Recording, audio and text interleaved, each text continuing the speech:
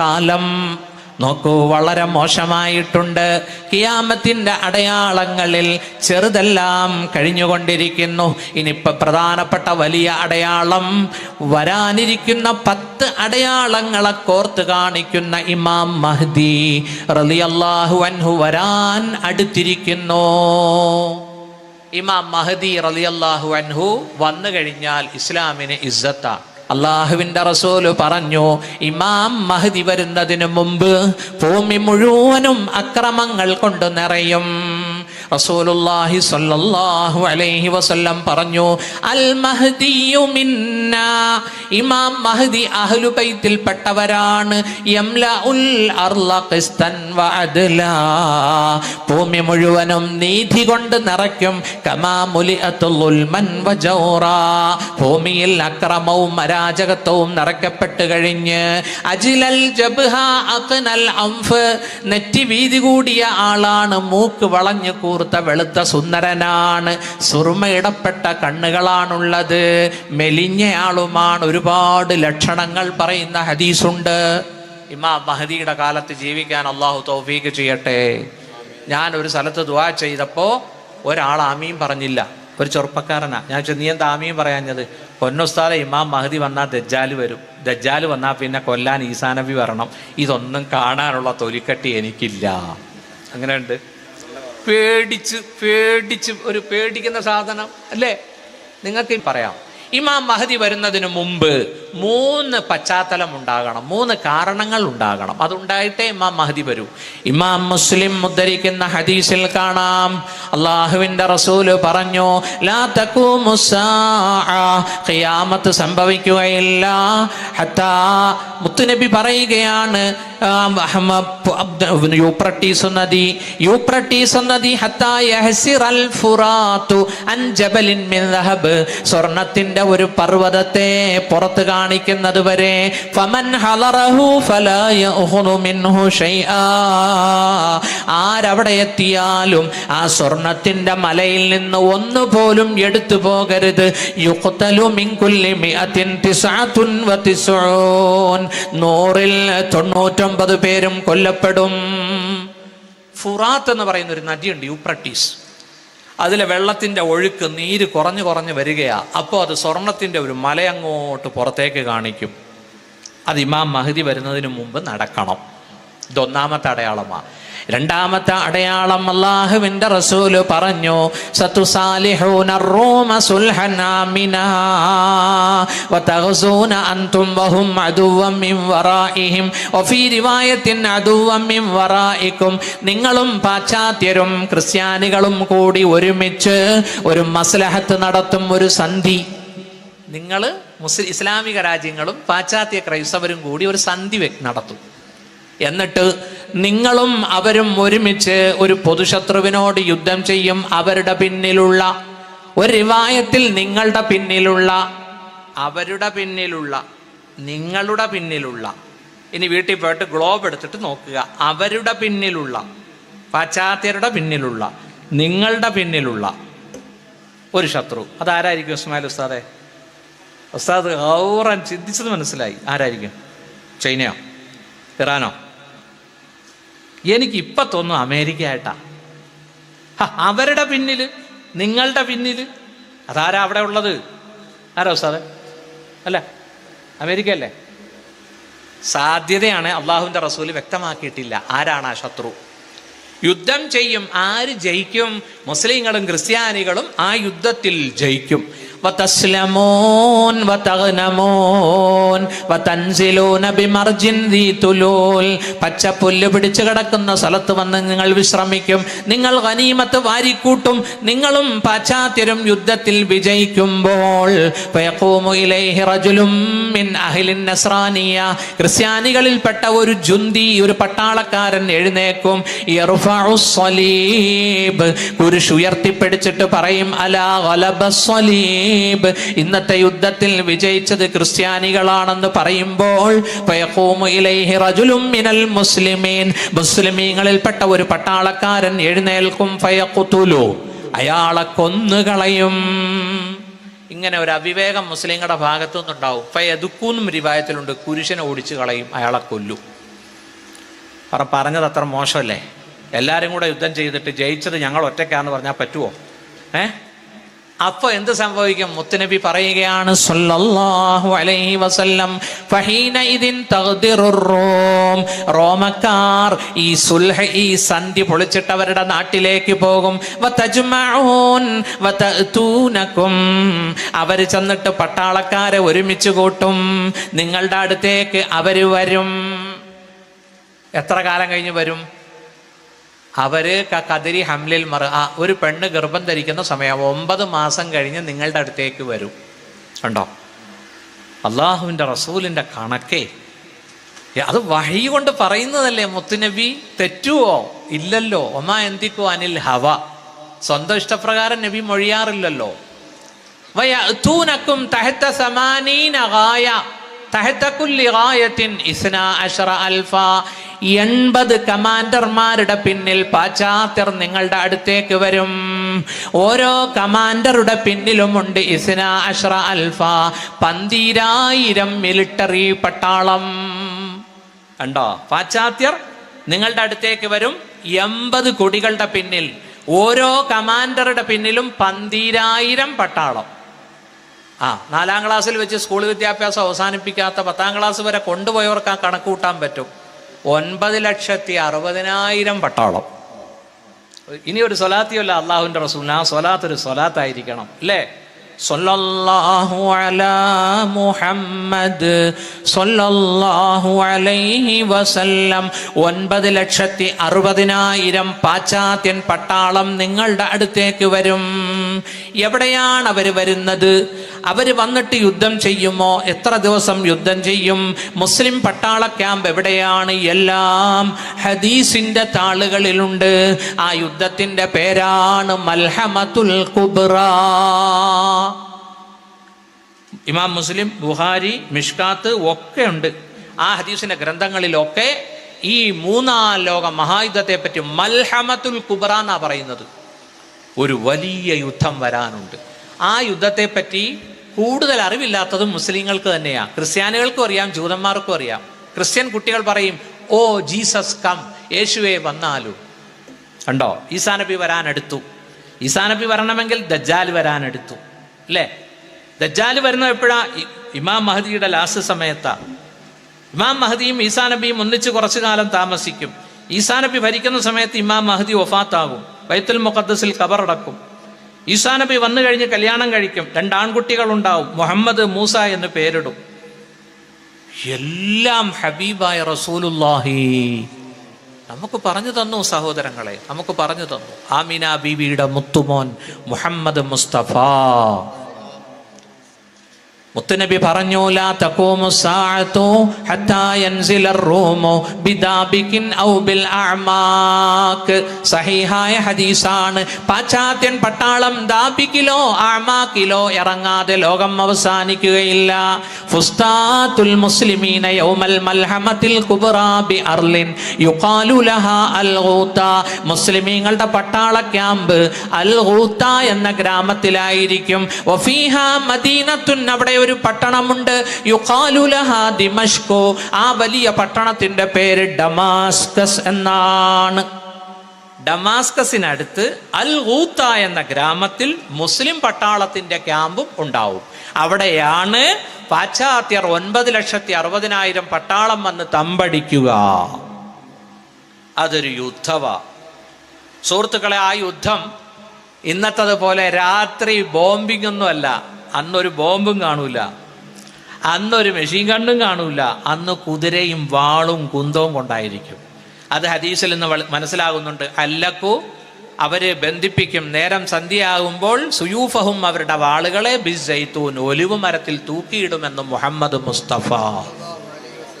അപ്പൊ എനിക്ക് തോന്നുന്നു, ഞാൻ ഇങ്ങനെ ചിന്തിച്ചിട്ടൊരു ഒന്നും മനസ്സിലാകുന്നില്ല. റഷ്യ ഉക്രൈനെ അടിക്കാൻ തുടങ്ങിയിട്ട് 1 വർഷം കഴിഞ്ഞു. ഇപ്പൊ ഇതാ 4 മാസം കഴിഞ്ഞു. ഒക്ടോബർ 7 തുടങ്ങിയതാണ് ഫലസ്തീൻ ജൂത ഇഷ്യൂ. ആയുധങ്ങളൊക്കെ തീരണ്ടേ? അത് തീരാൻ വേണ്ടി അള്ളാഹു ചെയ്യുന്ന തർത്തീബ് അല്ലേ ഉസ്താദ് ഇപ്പൊ നടക്കുന്നത്? ആണോ? അല്ലേ? നമ്മൾ ഓരോന്ന് ഇതൊക്കെ കാണും. നോക്കൂ, ഫലസ്തീനുകളെ സഹായിക്കാൻ ഹൂസികൾ ഹൂത്തികൾ അല്ലേ? ഹൂസ് എന്നാട്ടോ 3 പുള്ളിയുള്ള സാ ആണ് ഹൂത്തികൾ എന്നാ പറയേണ്ടത്. പിന്നെ ഹിസ്ബുല്ല, അലാ ഇന്ന ഹിസ്ബുല്ല അല്ലേ?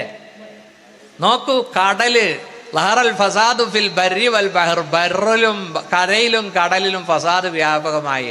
അമേരിക്കനെ അടിച്ചുകൊണ്ടിരിക്കുകയാണ്. എത്ര കപ്പലുകളാ തകർക്കുന്നത് അല്ലേ? ഇൻഷാ അല്ലാഹ് ഈ യുദ്ധത്തിൽ ആര് ജയിക്കും? ഇസ്രായേൽ ജയിക്കുവോ അതോ ഫലസ്തീൻ ജയിക്കുവോ? ഫലസ്തീൻ ജയിച്ച് നിൽക്കുകയാ. എവിടെയെങ്കിലും ഒരു 10 ഹമാസിന്റെ ഡെഡ് ബോഡി നിങ്ങൾ കണ്ടോ? ഇത്രയും ദിവസത്തിനുള്ളിൽ കണ്ടോ? 10 ഹമാസിനെ ഷൂട്ട് ചെയ്തിട്ടിരിക്കുന്ന ഫോട്ടോ കണ്ടോ?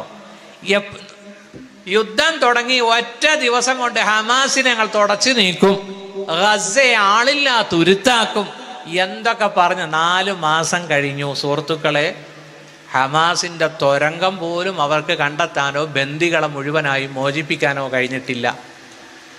ഭൂമിയിൽ നിന്ന് 20 മീറ്റർ താഴെയാണ് അങ്കബൂത്ത് പോലെ, ചെലന്തിവല പോലെ ഈ ടണല്. ഇതിനകത്തോട്ട് നമ്മളെങ്ങാനും കയറിയാണ്ടല്ലോ വട്ട് പിടിക്കുമെന്നാ പറയുന്നത്. കാരണം അങ്ങോട്ട റോഡ് ഇങ്ങോട്ട റോഡ്. ഇത് ഹമാസിന് തെറ്റുകയില്ല. അതിനകത്ത് ബാത്റൂം, AC, കോൺഫറൻസ് ഹാള് എല്ലാം കൊടുത്തിട്ടുണ്ട്. എന്തിന്? റെയിൽ വരെ ഉണ്ട്. കൊച്ചു ട്രെയിൻ പോകാൻ, കാറ് പോകാനും ഓട്ടോ പോകാനും ഒക്കെ ഉള്ള വിശാലമായ തുരങ്കം. എൻ്റെ പൊന്നു ഹബീബെ, അവരെയാണ് നമ്മുടെ പത്രങ്ങൾ, മനോരമയും മാതൃഭൂമിയൊക്കെ തീവ്രവാദികൾ, ഭീകരവാദികൾ എന്ന് വിളിക്കുന്നത്. ജന്മനാടിൻ്റെ സ്വാതന്ത്ര്യത്തിന് വേണ്ടി പടപൊരുതുന്ന ഹമാസിന്റെ മക്കളെ ഭീകരവാദി എന്ന് വിളിക്കാവോ? നമ്മുടെ രാജ്യത്തിന് വേണ്ടി ലക്ഷക്കണക്കിന് മുസ്ലിമീങ്ങൾ രക്തം കൊടുത്തില്ലേ? ഇല്ലേ? എല്ലാ വിഭാഗത്തിലുള്ള ആളുകളും നമ്മുടെ രാജ്യത്തിന്റെ സ്വാതന്ത്ര്യത്തിന് പടപൊരുതിയില്ലേ? ഇൻഷാ അല്ലാഹ് അതുകൊണ്ട് നിങ്ങൾ ഈ ഹദീസുകൾ ശ്രദ്ധിക്കേൻ. രണ്ടാമത് ഇങ്ങനെ ഒരു യുദ്ധം നടക്കും. അത് 4 ദിവസം നീണ്ടു നിൽക്കും. 4 ദിവസം. നാലാമത്തെ ദിവസത്തിലെത്തുമ്പോൾ അള്ളാഹുവിന്റെ റസൂല് പറഞ്ഞു, നഹദ ഇലൈഹിം ബഖിയത്തു അഹ്ലിൽ ഇസ്ലാം. മുസ്ലിം സേന ആർത്ത് എരമ്പി ശത്രുവിന്റെ മേൽ ചാടി വീഴും. ഹത്താ യജഅലുല്ലാഹു ദീറത അലൈഹിം. അള്ളാഹു അവരെ പരാജയപ്പെടുത്തും. ഇൻഷാ അല്ലാഹ് ആ യുദ്ധത്തിന് നേതൃത്വം കൊടുക്കേണ്ടയാൾ ഇമാം മഹ്ദിയ റളിയല്ലാഹു അൻഹു. ഇമാം മഹ്ദി വന്നാൽ യംലികു 7 സിനീൻ, 7 കൊല്ലം അധികാരത്തിലിരിക്കും. അല്ലെങ്കിൽ 8 അല്ലെങ്കിൽ 9 എന്ന് സൂചിപ്പിക്കുന്ന ഹദീസുണ്ട്.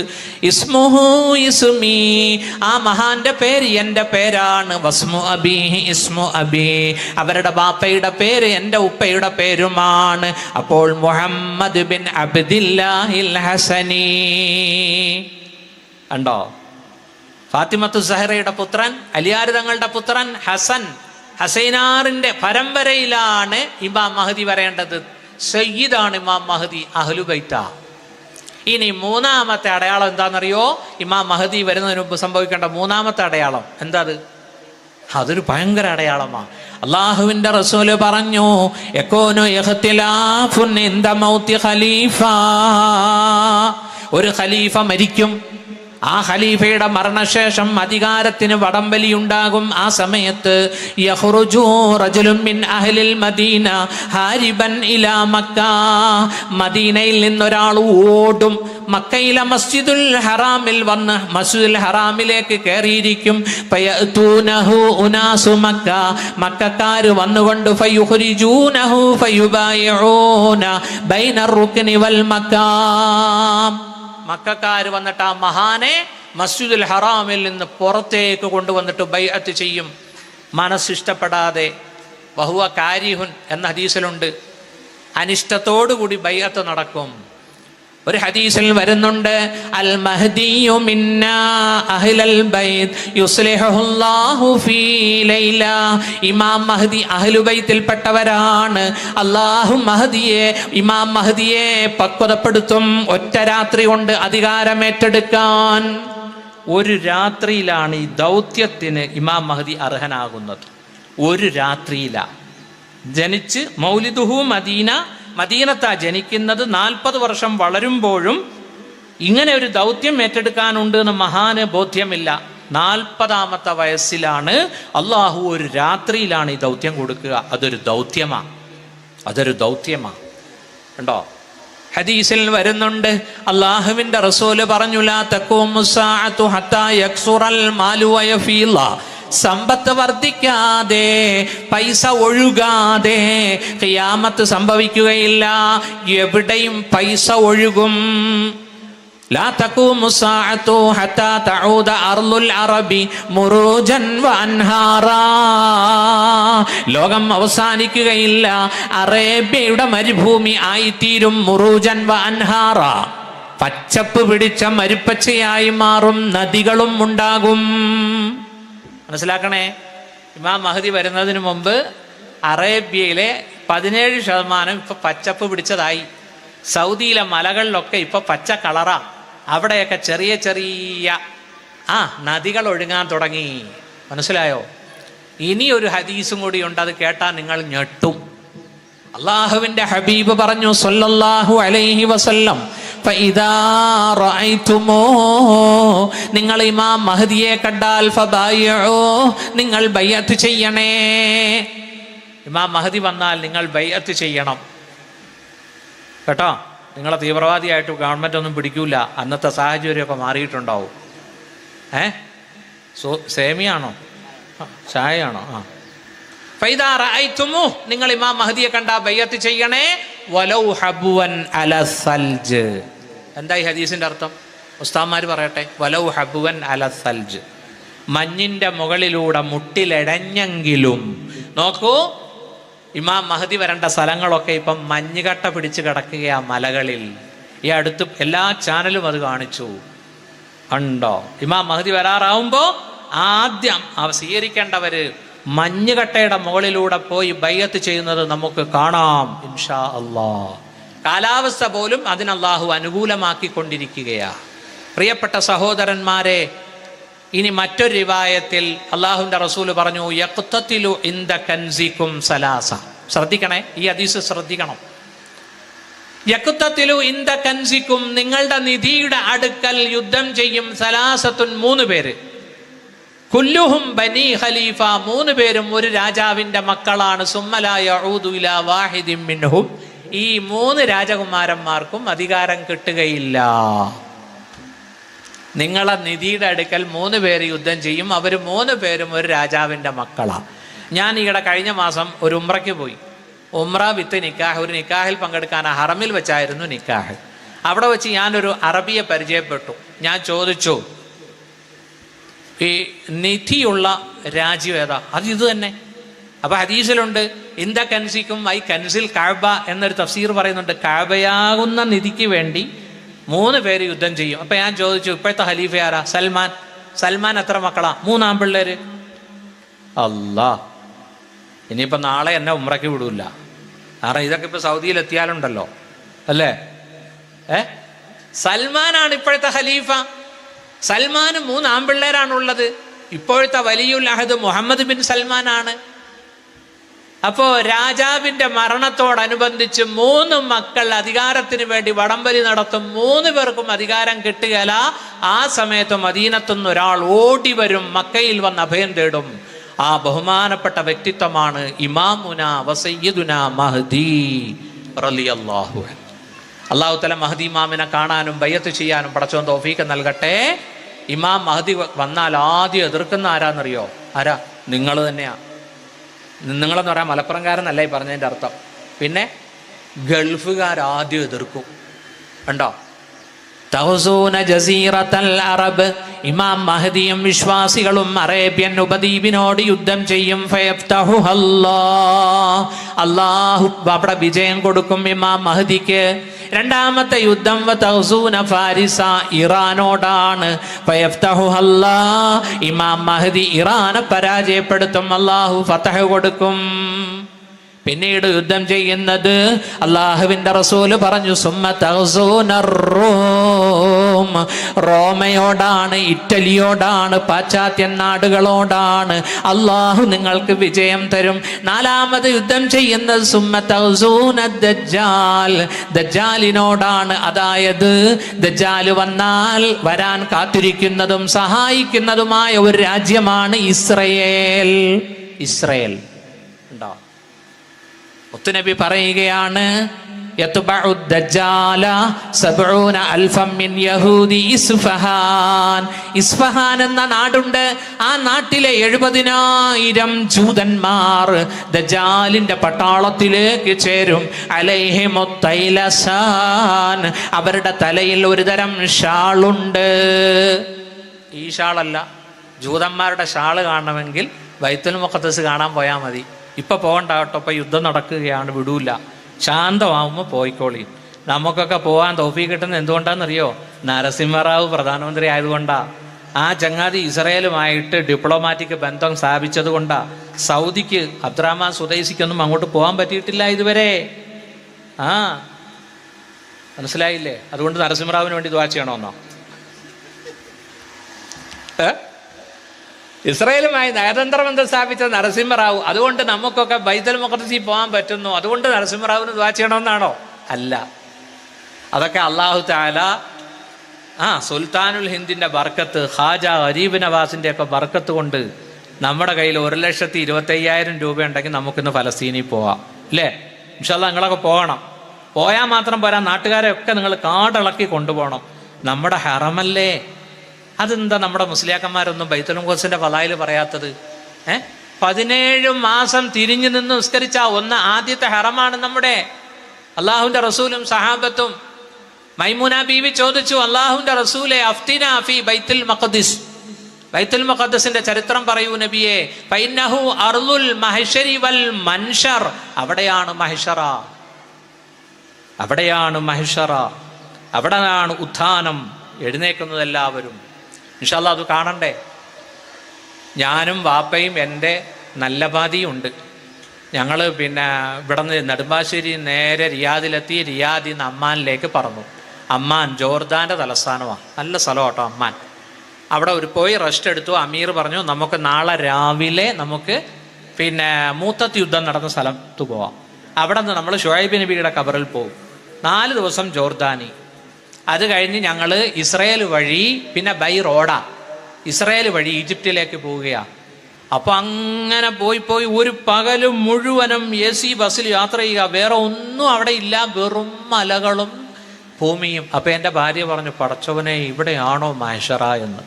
അത് പറഞ്ഞു കഴിഞ്ഞ് കുറച്ച് കഴിഞ്ഞ് കിതാബ് ആഴത്തി നോക്കിയപ്പോഴാണ് ഇതേ റസൂലുള്ള പറയുന്നത് അവിടെയാ നിങ്ങളുടെ മഹ്ശറ എന്ന്. അപ്പം ഞാൻ ഭാര്യയോട് പറഞ്ഞു, നീ ഭയങ്കര സാധനം കേട്ടോ.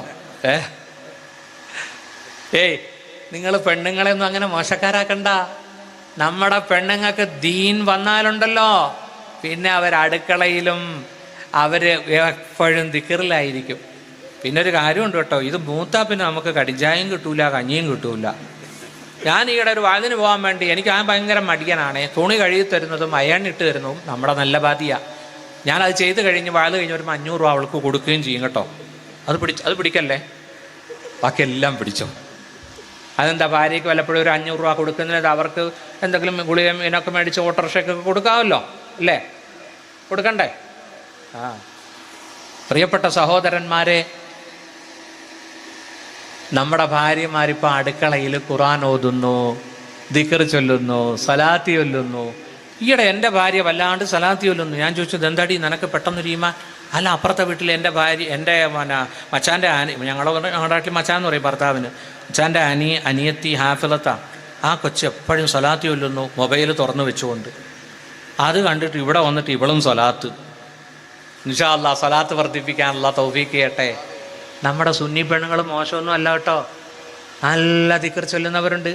ഈയിടെ ഒരു പെണ്ണുങ്ങൾ അവ്വാബീൻ നിസ്കരിക്കുന്നു. അപ്പോൾ എന്നോടൊരാൾ വന്നിട്ട് ചോദിച്ചു, ഉസ്താദേ അങ്ങനെ ഒരു നിസ്കാരം ഉണ്ടോ അവ്വാബീൻ? ഞാൻ പറഞ്ഞു, ഉണ്ടടാ. മഗ്‌രിബ് കഴിഞ്ഞ് 2-2-2 മഗ്‌രിബിൻ്റെ സുന്നത്ത് കൂടാതെ ഒരു 6 റക്അത്ത് നിസ്കരിക്കുന്നത് സലാത്തുൽ അവ്വാബീന. അതെന്താ? അത് നമ്മുടെ ഭാര്യ ഇപ്പോൾ ചെയ്യുന്നുണ്ട്. എനിക്കിതൊന്നും അറിയില്ലല്ലോ. ഉസ്താദിനോട് ചോദിച്ചിട്ട് ഇൻഷാ അല്ലാഹ് നാളെ പോലെ ഞാനും തുടങ്ങും. ഇൻഷാ അല്ലാഹ് തുടങ്ങാൻ അല്ലാഹു തൗഫീഖ് ചെയ്യട്ടെ. നമ്മൾ പണ്ഡിതന്മാരൊക്കെ മേടിക്കേണ്ട ഒരു കിതാബാണ് മുകാശഫത്തുൽ ഖുലൂബ് അൽ മുഖറിബു ഇലാ അല്ലാമിൽ ഒയൂബ്. ഗസാലി ഇമാമിൻ്റെ കിതാബാണ്, നല്ലൊരു കിതാബാണ്. നമ്മുടെ മിൻഹാജുൽ ആബിദീൻ, ബിദായത്തുൽ ഹിദായ, പിന്നെ ഇഹ്യാ ഉലൂമുദ്ദീനൊക്കെ പോലെ ഒരു നല്ല കിതാബ്, ചെറിയ കിതാബ്. അതിനകത്ത് ഞാനൊരു സംഭവം കണ്ടു. അസ്സലാത്തു അലയ്യ നൂറുൻ അലസ്സിറാത്ത്. ഒരു ഹദീസാണ്, എനിക്ക് വേണ്ടി നിങ്ങൾ ചൊല്ലുന്ന സ്വലാത്ത് സുറാത്ത് പാലത്തിൽ പ്രകാശമാണ്. അതിൻ്റെ താഴെ ഒരു സംഭവം പറയുന്നുണ്ട്. ഒരു മഹാൻ ഒരിക്കൽ അള്ളാഹുവിൻ്റെ റസൂലിനെ സ്വപ്നം കണ്ടു. സലാം പറഞ്ഞു. റസൂലുള്ള മൈൻഡ് ചെയ്തില്ല. അള്ളാഹുവിൻ്റെ റസൂലേ, അവിടെ എന്നോട് കോപത്തിലാണോ ദേഷ്യത്തിലാണോ? ഞാൻ അങ്ങയുടെ ഉമ്മത്തിയല്ലേ. അങ്ങയുടെ സമുദായത്തെ ഉമ്മ മക്കളെ തിരിച്ചറിയും പോലെ അറിയുമെന്ന് ഞാൻ കേട്ടിട്ടുണ്ടല്ലോ. ശരിയാണ്, ഞാൻ എൻ്റെ സമുദായത്തെ തിരിച്ചറിയും, പക്ഷേ എനിക്ക് നിന്നെ മനസ്സിലായില്ല. അന്നകലം തദ്കുർനി, നീ എന്നെ ഓർക്കാറില്ലല്ലോ സ്വലാത്ത് കൊണ്ട്, അതുകൊണ്ട് എനിക്ക് നിന്നെ മനസ്സിലാകുന്നില്ല. പിറ്റേന്ന് അദ്ദേഹം ഞെട്ടി എണ്ണിച്ചു. 100 സ്വലാത്ത് നഫ്സിന് നിർബന്ധമാക്കി ചൊല്ലാൻ തുടങ്ങി. അതാ വരുന്നു 14-ാം രാവിന്റെ ശോഭയുള്ള റസൂലുള്ളാഹി പുഞ്ചിരിച്ചുകൊണ്ട് സ്വപ്നത്തിൽ വരുന്നു. അദ്ദേഹത്തെ പെട്ടെന്ന് തിരിച്ചറിഞ്ഞു. ഇൻഷാ അല്ലാഹ് എനിക്കും ഭയങ്കര മടിയാ സ്വലാത്തിയല്ല. എന്താണെന്നറിയില്ല, സ്വലാത്തിയല്ല മടിയാ. ഈ സംഭവം വായിച്ചു കഴിഞ്ഞപ്പോൾ എനിക്കും അള്ളാഹു ഹിദായത്ത് തന്നു. ഞാനും ഇപ്പോൾ കുറേ സ്വലാത്തി ചൊല്ലുന്നുണ്ട്. മനസ്സിലായില്ലേ? ഞാൻ ചൊല്ലാതെ നിങ്ങളുടെ ചൊല്ലാൻ പറയുന്നത് ശരിയാണോ? വാഇദ് മുത്തഇദ് ആണ്ടേ ഇൻഷാ അല്ലാഹ് നിങ്ങൾ ഇവിടെ നടക്കുന്ന ആ സ്വലാത്തിൻ്റെ മജ്ലിസിൽ പങ്കെടുക്കണം. ഉമ്മ പെങ്ങന്മാരും എല്ലാവരും വരണം. ബഹുമാനപ്പെട്ട ലിയാഖത്ത് അലി പൂക്കോയ തങ്ങളുടെ മജ്ലിസിൽ നടക്കുന്ന സ്വലാത്ത് ഇൻഷാ അല്ലാഹ് നമ്മൾ നമുക്ക് വേണ്ടിയും നമ്മുടെ നാട്ടുകാർക്ക് വേണ്ടിയും ലോകർക്ക് വേണ്ടിയും ഫലസ്തീനികൾക്ക് വേണ്ടിയും വസ്സക്കാർക്ക് വേണ്ടിയും ഒക്കെ ദുആ ചെയ്യുന്നുണ്ട് അവിടെ. അള്ളാഹു നമ്മുടെ ദുആ സ്വീകരിക്കട്ടെ. അതുകൊണ്ട് ഇൻഷാ അല്ലാഹ് നിർത്തുന്നു. ബഹുമാനപ്പെട്ട ഇമാം മഹ്ദി വന്നാൽ 9 മാസം യുദ്ധമാണ്, ഹർബ്, വാർ. ലോകത്തോട് യുദ്ധം ചെയ്യും. Middle east, Europe, Israel. അത് കഴിഞ്ഞിട്ട് പിന്നെ ആരോടാ യുദ്ധം ചെയ്യുന്നത്? അള്ളാഹുവിന്റെ റസൂല് പറഞ്ഞു, ലാ തഖൂമു സ്സാഅതു ഹത്താ തുഖാതിലു ഖൂസൻ വകർമാന. ഖൂസിനോടും കർമാനിനോടും യുദ്ധം ചെയ്യാതെ ലോകം അവസാനിക്കുകയില്ല. സിഗാറുൽ അയുൻ, ചെറിയ കണ്ണുള്ളവർ. ഹുമറൽ വുജൂഹ്, മുഖത്ത് വല്ലാത്ത ചുമന്ന കളറാണ്. തീർന്നില്ല. കന്ന വുജൂഹഹും കൽ മജാനിൽ മുത്തറക, അവരുടെ മുഖം അടിച്ചു പരത്തപ്പെട്ട പരിച പോലെയാണ്. അത് മംഗോളിയ, ചൈന, ജപ്പാൻ ഒക്കെയാ. അപ്പോൾ എല്ലാ രാജ്യവും ഇമാം മഹ്ദിയോട് കടമ രേഖപ്പെടുത്തും. കലിമ ചൊല്ലി ഇസ്ലാമിലേക്ക് വരും ഇൻഷാ അല്ലാഹ്. അള്ളാഹുവിന്റെ റസൂല് പറഞ്ഞ ഒരു ഹദീസ് കൂടി ഞാൻ പറയാൻ ആഗ്രഹിക്കുന്നു. തമീമുദ്ദാരി ഉദ്ധരിക്കുന്ന ഹദീസാണ്. അള്ളാഹുവിന്റെ മുത്തുനബി റസൂലുള്ളാഹി പറയുന്നത് ഞാൻ കേട്ടോ. തീർച്ചയായിട്ടും ഈ ഇസ്ലാമിന്റെ സന്ദേശം രാവും പകലും എത്തുന്ന സ്ഥലത്തൊക്കെ ഇസ്ലാമിന്റെ മെസ്സേജ് എത്തും.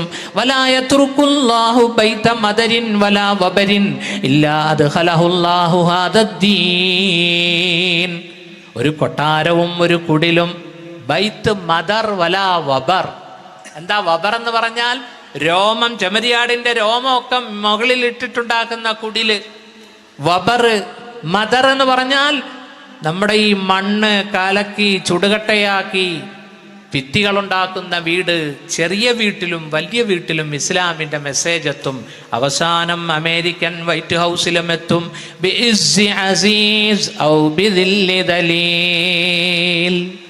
നല്ല ബ്രില്യൻ്റായ ആളുകൾ ഇസ്ലാമിലേക്ക് വരുമ്പോൾ ഇസ്ലാമിന് മുതൽക്കൂട്ട്. കടുത്ത ശത്രുക്കൾ ഇസ്ലാമിനെ വിമർശിച്ചുകൊണ്ട് അവർ ലേഖനം എഴുതും, പ്രസംഗിക്കും. അതും ഇസ്ലാമിന് മുതൽക്കൂട്ട്. നോക്കൂ,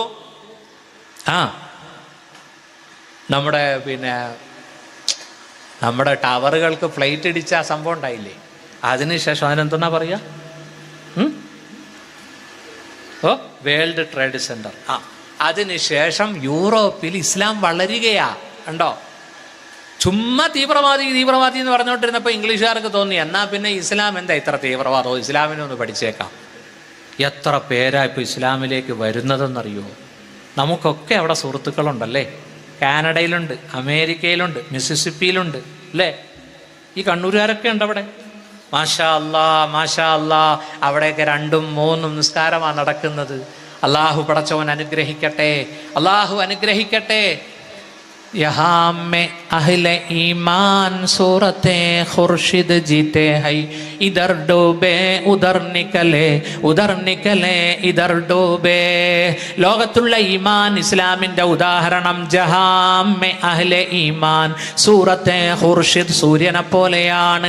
സൂര്യൻ ഇവിടെ ഉദിക്കുന്നു, അവിടെ അസ്തമിക്കുന്നു, അവിടെ ഉദിക്കുന്നു, ഇവിടെ അസ്തമിക്കുന്നു. പൗരസ്ത്യർക്ക് ഇസ്ലാം വേണ്ടെങ്കിൽ യൂറോപ്യർക്ക് ഇസ്ലാമിനെ വേണം. അവർ നെഞ്ചോട് ചേർക്കുന്നു.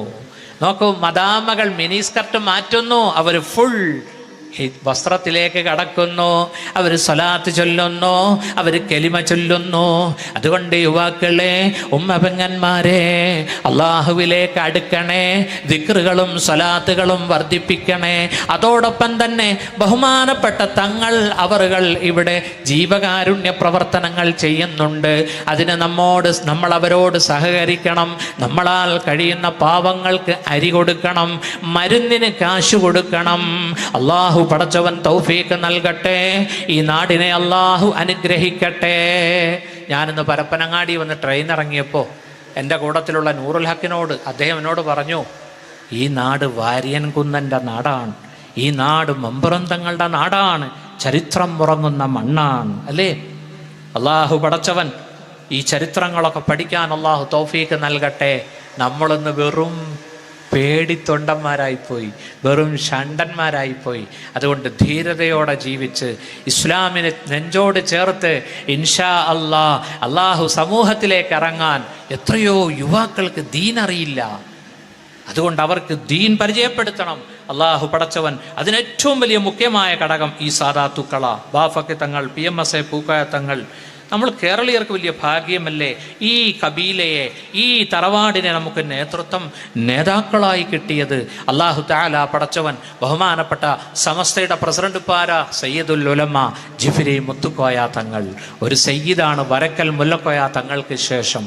അല്ലാഹു തആല ഈ വടവൃക്ഷത്തെ ഖിയാമത്ത് നാൾ വരെ അല്ലാഹു നിലനിർത്തട്ടെ. അല്ലാഹു സുന്നത്ത് ജമാഅത്തിനെ പടച്ചവൻ അല്ലാഹു വളർത്തട്ടെ. ഇൻഷാ അല്ലാഹ് ഈ മജ്ലിസിലേക്ക് വരാൻ എനിക്കും സാധിച്ചു, അൽഹംദുലില്ലാ. സാദാത്തുക്കളെ കാണാൻ സാധിച്ചു.